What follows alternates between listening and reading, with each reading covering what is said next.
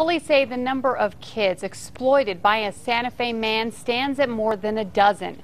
Now they're having to retrace his steps and find out who those children are and what was happening at the time the pictures were taken.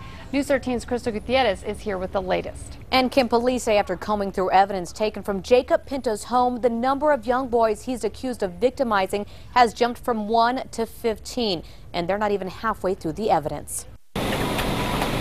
In this binder, pictures of more than a dozen different boys police say were victimized by this man, Jacob Pinto. A child exploitation case Santa Fe police say started with one video and has exploded into a horrifying case spanning decades. You know, it's unfortunate that our victim pool has risen to about 15 kids now. Last month, we were there when Pinto was arrested after police say video of a boy surfaced. Detectives say the video was recorded inside Pinto's apartment, showing a 15-year-old boy lying on the floor with his shirt off, money on one side and an egg timer on the other. Police say Pinto was behind the camera pleasuring himself. When police arrested him, they raided his apartment, taking around 10 tubs of evidence. That's a lot, and that includes approximately 110 VHS tapes, not to mention photographs and magazines and articles. These magazine cutouts of young shirtless boys were among the items they found. Police say they are eerily similar to the pictures of the 15 boys Pinto took.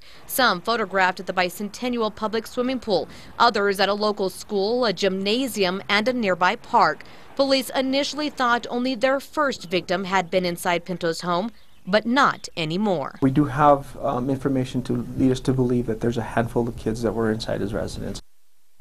And police say they have found evidence on the VHS tapes, but so far they are only about a fourth of the way through the pile. They're not ruling out the possibility that there could be more victims. Back to you. Okay,